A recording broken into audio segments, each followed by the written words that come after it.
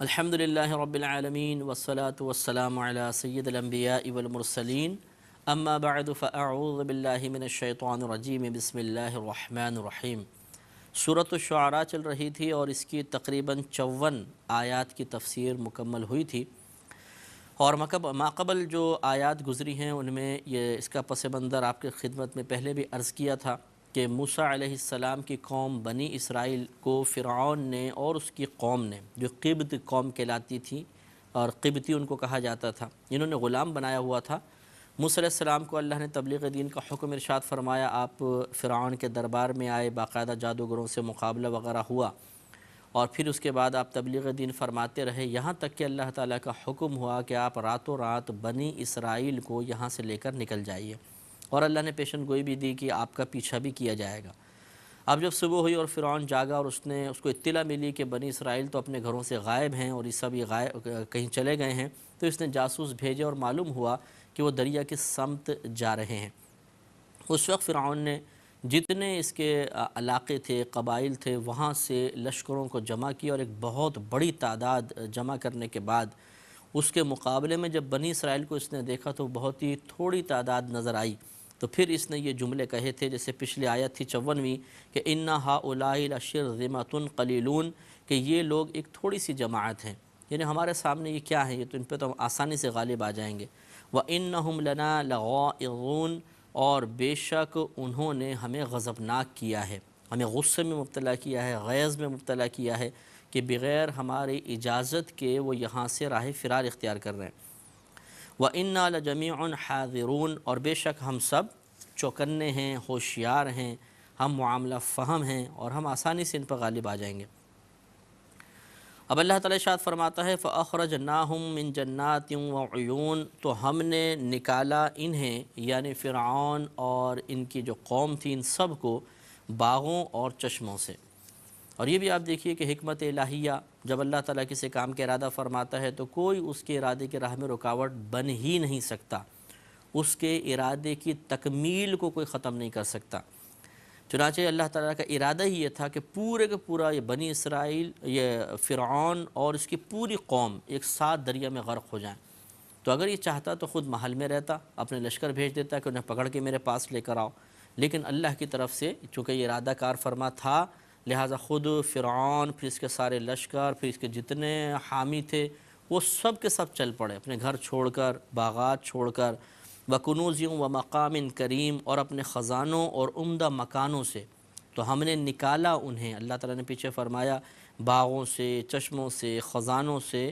اور عمدہ مکانوں سے ان کو باہر نکالا، اور یہ اندھا دھن غصے میں موسیٰ علیہ السلام اور آپ کی قوم کے پیچھے چلے۔ کذالک، ہم نے ایسا ہی کیا،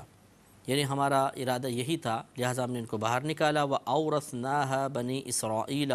اور وارث بنا دیا ہم نے ان تمام چیزوں کا بنی اسرائیل کو، یعنی اللہ کا ارادہ یہ تھا کہ سب باہر نکلیں گے، غرق ہوں گے، تو ان کے یہ مکان، ان کے خزانے، جتنے ان کے باغات وغیرہ ہیں، اب ان پر بنی اسرائیل کو غلبہ دے دیا جائے گا۔ فَأَتْبَعُوهُم مُشْرِقِينَ، تو فرعونیوں نے ان کا تعاقب کیا، مشرقین دن کے وقت میں، اس حال میں کہ وہ دن کرنے والے تھے، تو دن کے وقت میں یعنی انہوں نے پیچھا شروع کیا۔ فَلَمَّا تَرَاءَ الْجَمْعَانِ، پھر جب دونوں جماعتوں کا آمنا سامنا ہوا، یعنی آگے اب دریا آ گیا، موسیٰ علیہ السلام اپنی قوم کے ساتھ ٹھہرے تھے کہ پیچھے سے پھر فرعون آ گیا، اب ان دونوں گروہوں کا آمنا سامنا ہوا۔ تو بالکل ایسا تھا جیسے آٹا اور نمک، کہ ایک طرف فرعون اس کا عظیم لشکر، دوسری طرف بہت ہی تھوڑے قلیل تھے یہ بنی اسرائیلی، تو اب ان کے دل میں خوف پیدا ہوا۔ قال، انہوں نے کہا، موسیٰ والوں نے کہا، قال اصحاب موسیٰ، کہا موسیٰ والوں نے، انا لمدرکون، بے شک ہم تو اب پا لیے گئے، ہمیں تو پکڑ لیا گیا، اب ہم بس مارے جائیں گے۔ قال کلا، موسیٰ علیہ السلام نے فرمایا ہرگز نہیں۔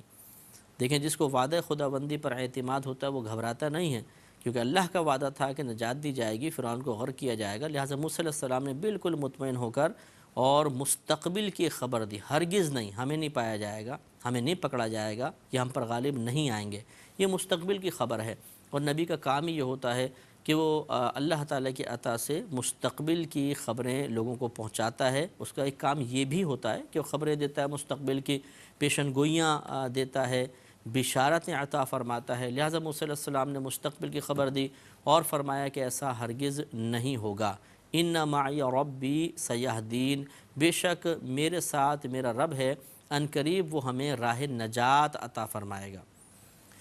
فَأَوْحَيْنَا إِلَى مُوسَىٰ، تو ہم نے موسیٰ علیہ السلام کی طرف وحی کی، أَنِ اضْرِب بِعَصَاكَ الْبَحْرَ، کہ دریا پر اپنا عصا ماریے۔ اب موسیٰ علیہ السلام کو ایک معجزے کے اظہار کا حکم ہوا۔ بہت وسیع چوڑا دریا ہے اور اس کے اندر اب سامنے دریا کہ اگر پورا بنی اسرائیل اتر جائیں تو سب غرق ہو جائیں، فرعون بھی پورا اپنی قوم سمیت اتر جائے، تو اتنا چوڑا پارٹ تھا اس دریا کا کہ پار کرنا دریا کو بہت ہی مشکل تھا، اور روانی بہت، جتنا چوڑا دریا اتنا پانی کا ریلا زیادہ، اور جتنا ریلا زیادہ اتنا اس کا پریشر زیادہ ہوتا ہے کہ آدمی اس میں ٹک نہیں سکتا ہے، اور اس پہ کوئی پل وغیرہ بھی نہیں تھا کہ اس پہ سے فوراً پار ہو جاتے۔ لہٰذا اللہ تعالیٰ نے پھر اس معجزے کے اظہار کا حکم دیا، فَأَوْحَيْنَا إِلَى مُوسَىٰ أَنِ اضْرِب بِعَصَاكَ الْبَحْرَ، تو ہم نے وحی کی موسیٰ علیہ السلام کی طرف کہ آپ ماریے اپنے عصا کے ساتھ دریا کو۔ اب آپ نے مارا، جب مارا تو اللہ نے فرمایا فَانْفَلَقَ فَكَانَ كُلُّ فِرْقٍ كَالطَّوْدِ الْعَظِيمِ، تو جب ہی دریا پھٹ گیا تو ہر حصہ ایسا ہو گیا جیسے ایک بڑا پہاڑ، یعنی یوں ہو گیا کہ جیسے موسیٰ علیہ السلام نے عصا مارا ایک دم شگاف پڑ گیا اور یوں پانی اٹھنے لگا اور واپس گرتا تھا، تو اتنا اونچا پانی اٹھتا تھا جیسے ایک بڑا پہاڑ، یوں جیسے دیکھ رہے تھے بنی اسرائیل، اتنا اونچا پہاڑ، اور اب حکم ہوا اس کے درمیان سے گزر جائیے۔ اب یہ کتنا، یعنی آپ اندازہ کریں کیسا ایک عجیب خوفناک منظر ہوگا کہ دونوں جانب پانی، اور وہ اتنا اونچا جیسے پہاڑوں تک اونچا، یوں پریشر سے، چونکہ پانی ادھر سے آ رہا تھا ادھر جا رہا ہے حالانکہ، لیکن یہ پانی بھی ایسا نہیں کہ چلا گیا یہ حصہ خشک ہو گیا، بلکہ وہ دونوں طرف کا پانی اس طرح یوں گرتا تھا۔ تو اب یہ بیچ سے گزر رہے تھے اور یہ خوف کہ کبھی بھی یہ پانی مل سکتا ہے، ملا نہیں تو ہم مر جائیں گے، لیکن موسیٰ علیہ السلام نے اپنی قوم کو حکم دیا اللہ کے حکم سے کہ اس میں سے نکل جائیں۔ چنانچہ فَانْفَلَقَ فَكَانَ كُلُّ فِرْقٍ كَالطَّوْدِ الْعَظِيمِ، تو جب ہی وہ اچانک دریا پھٹ گیا تو ہر ایک حصہ اس دریا کا ایسا ہو گیا جیسے ایک بہت بڑا پہاڑ۔ وَأَزْلَفْنَا ثَمَّ الْآخَرِينَ، اور وہاں قریب لائے ہم دوسروں کو، یعنی جو دوسرے فرعونی تھے انہیں قریب لے آئے اس کے، اور یہاں سے موسیٰ علیہ السلام آگے نکلے۔ اب صورت یہ تھی کہ چونکہ بہت چوڑا پارٹ تھا تو پورے بنی اسرائیلی اس طرف جب قریب پہنچ گئے کنارے کے تو فرعون پہنچا، اور یہ اس نے بھی دریا کے اندر یعنی اس راستے میں اپنے گھوڑے وغیرہ ڈال دیے، یہاں تک کہ پورے بنی اسرائیلی نکل گئے، اور اس دریا کی چوڑائی میں فرعون اور اس کی قوم مکمل طور پر آ گئی۔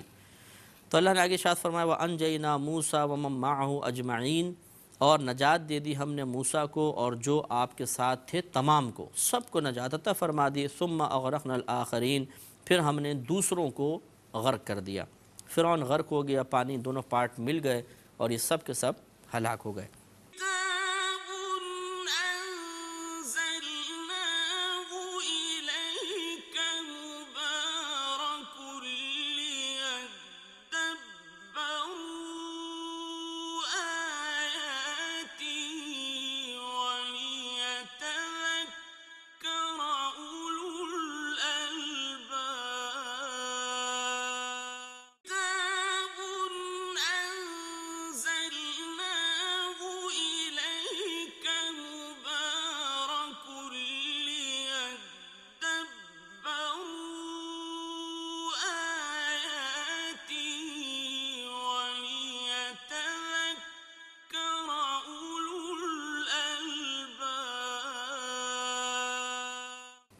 ان فی ذلک لآیہ، بے شک اس میں ضرور نشانی ہے، ضرور ایک نشانی ہے، ذرا غور کرنا چاہیے۔ وہ نشانی یہ ہے کہ انسان بظاہر کتنا ہی کمزور کیوں نہ ہو، جب وہ حق پر ہوتا ہے تو اللہ تبارک و تعالی ضرور اسے باطل پر غلبہ عطا فرماتا ہے، لیکن یہ ضروری نہیں ہے کہ باطل پر وہ غلبہ فوراً ظاہر ہو جائے، بلکہ بعض اوقات میں نے جیسے پہلے عرض کیا تھا اس میں سالوں لگتے ہیں۔ اگر کوئی ظالم ہم پر مسلط ہو گیا تو آہستہ آہستہ ایک وقت ضرور ایسا آئے گا، حالات سے بدلتے جائیں گے کہ وہ ظالم مغلوب ہوگا اور مظلوم جو حق پر ہے وہ غالب آتا چلا جائے گا۔ ایسے ہی ان کے ساتھ ہوا تو اس میں ایک نشانی ہے۔ لہٰذا ہر غالب کو، ہر طاقتور کو چاہیے کہ وہ اپنے مغلوب ہونے اور اپنے کمزور ہونے کو پیش نظر رکھے کہ کبھی بھی اللہ تعالیٰ ناراض ہو سکتا ہے، ہم سے نعمت کو چھین سکتا ہے، ہمیں کمزور کرنے پر وہ قدرت رکھتا ہے، لہٰذا اس قسم کی کوئی حرکت نہیں کرنی چاہیے۔ یعنی اللہ کی نافرمانی، ظلم اور کسی کو دبانا، کسی کی کمزوری سے ناجائز فائدہ اٹھانا، اگر یہ امور جاری رہیں گے تو ایک وقت آئے گا کہ اللہ تعالیٰ اس انسان کو مغلوب کرے گا، اور پھر جب اللہ تعالیٰ مغلوب کر دیتا ہے تو انسان اس کے غضب سے بچ جائے یہ بہت ہی مشکل ہوتا ہے۔ وَمَا كَانَ أَكْثَرُهُم مُؤْمِنِينَ، اور ان میں سے اکثر مسلمان نہیں تھے، یعنی فرعونیوں میں سے جو تھے اکثر مسلمان نہیں تھے۔ فرعون میں سے صرف 3 لوگ جو تھے فرعونیوں میں سے وہ ایمان لائے تھے۔ ایک تو فرعون کی زوجہ بی بی آسیہ رضی اللہ تعالی عنہا، دوسرے حزقیل تھے، یہ ان کا چچا زاد بھائی تھا فرعون کا، یہ اپنا مسلمان ہو گئے تھے لیکن ایمان چھپا کر رکھتے تھے، اور تیسری ایک خاتون تھی جن کا نام مریم تھا، اور انہی خاتون نے موسیٰ علیہ السلام کو بتایا تھا کہ یوسف علیہ السلام کی قبر مبارکہ کہاں ہے۔ تو یہ 3 افراد ایسے تھے جو ایمان لے کر آئے تھے، باقی تمام فرعونی غرق ہو گئے تھے۔ وَإِنَّ رَبَّكَ لَهُوَ الْعَزِيزُ الرَّحِيمُ، اور بے شک تمہارا رب وہی غالب مہربان ہے، غالب بھی وہی رہتا ہے، مہربان بھی وہی ہے۔ وَاتْلُ عَلَيْهِمْ نَبَأَ إِبْرَاهِيمَ، اب یہاں سے اللہ نے فرمایا کہ اور اے حبیب کریم صلی اللہ علیہ وسلم آپ تلاوت فرمائیے ان پر ابراہیم کی خبر، ابراہیم کی خبر ان کو پڑھ کر سنائیے۔ آگے جو واقعہ چلے گا وہ ابراہیم علیہ السلام کا ہے، تو یہاں تک موسیٰ علیہ السلام کا واقعہ اللہ نے بیان فرمایا، اور اس واقعے سے ہمیں یہ درس حاصل ہوتا ہے کہ موسیٰ علیہ السلام اللہ کی عطا سے تبلیغ دین کے لیے ایک ظالم ترین شخص کے پاس گئے، لیکن آپ نے اللہ کا حکم پورا کیا، حق کی طرف اس کو بلایا لیکن وہ نہ مانا۔ تو اللہ تبارک و تعالی ہمیشہ کوئی ظالم ہو، جابر ہو، فاسق ہو، گناہ گار ہو، اس کے لیے ہدایت کے تمام تر اسباب پیدا فرما دیتا ہے، اس تک پہنچا دیتا ہے، اس تک اس کی رسائی کروا دیتا ہے۔ اب یہ الگ بات ہے کہ آدمی اپنے شامت اعمال کی بنا پر ان سے کما حقہ فیض حاصل نہ کر سکے، ان سے ہدایت حاصل نہ کرے، یہی فرعون نے کی۔ لہٰذا ہمیں ایک تو یہ سوچنا چاہیے کہ ہمارے پاس بھی ہدایت کے بہت سے ذرائع اور اسباب آتے ہیں لیکن ہم انہیں ٹھکرا دیتے ہیں۔ مثلا آپ کسی کو نماز کی دعوت دیجئے کہ آئیے جی نماز کی طرف، تو جواب میں بولتے ہیں جی توفیق ہوگی تو انشاءاللہ اللہ کی توفیق ہوگی تو ضرور آئیں گے۔ اب ان بیچاروں کو توفیق الہی کا مطلب بھی نہیں پتہ ہوتا۔ توفیق الہی کا تو مطلب ہی یہ ہے کہ بھلائی اور خیر کے اسباب کو کسی کی طرف متوجہ کر دینا، یہی اللہ کی توفیق ہے۔ تو یہ ایک آدمی جو آپ کے پاس آیا، یہ ایک بھلائی اور خیر تک پہنچانے کا ایک سبب اور ذریعہ ہے، تو یہی تو اللہ کی توفیق تھی جو آپ تک پہنچ گئی تھی۔ یہ خیر اور بھلائی کے اسباب کو آپ کی طرف متوجہ کرنا، اسی کا نام توفیق تھا۔ اب کون سی توفیق آپ مانگ رہے ہیں؟ تو وہ شاید ہمارے ذہن میں کہ اگر یہ ہے تو غلطی ہے کہ ایک فرشتہ آئے گا، میں اٹھا کے مسجد کے اندر رکھ دے گا، ایسا تو کبھی بھی نہیں ہوا۔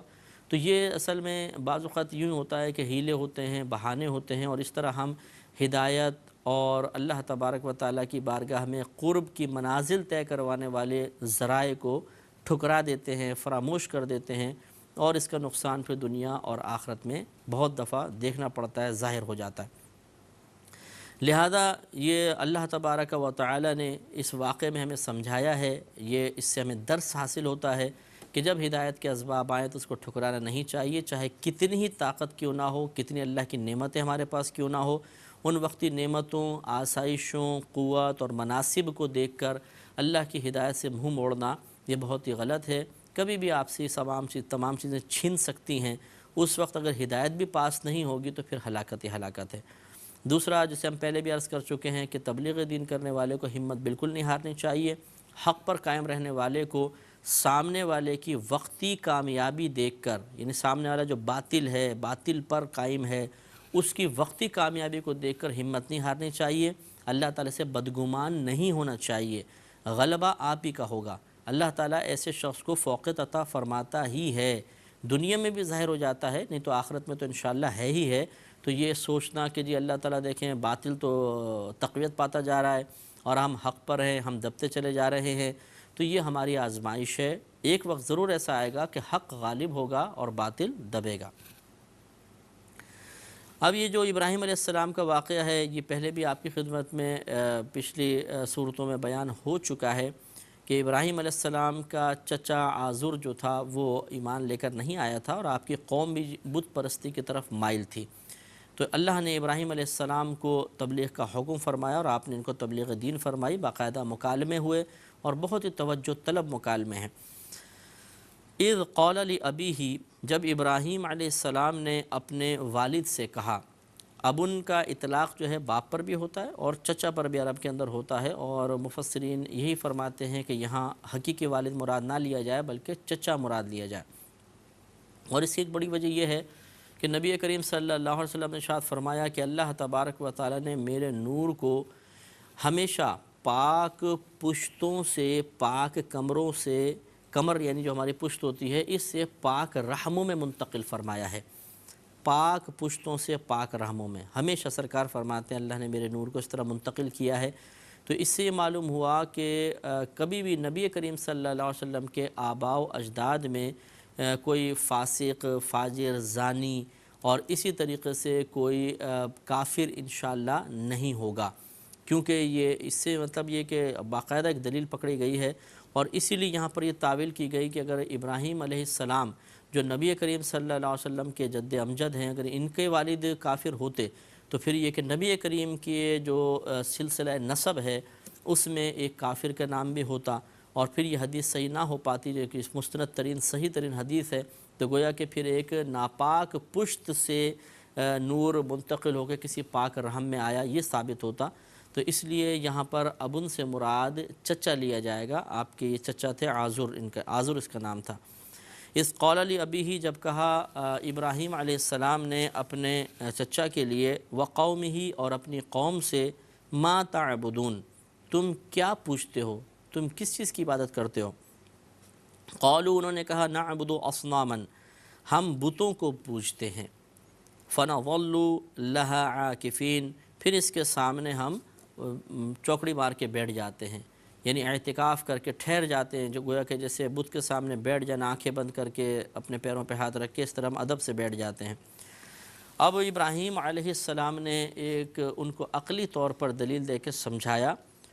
کہ یہ آپ کا فعل جو ہے یہ مناسب نہیں ہے، ایک صاحب عقل، صاحب ذی شعور شخص جو ہے وہ آسانی سے فیصلہ کر سکتا ہے۔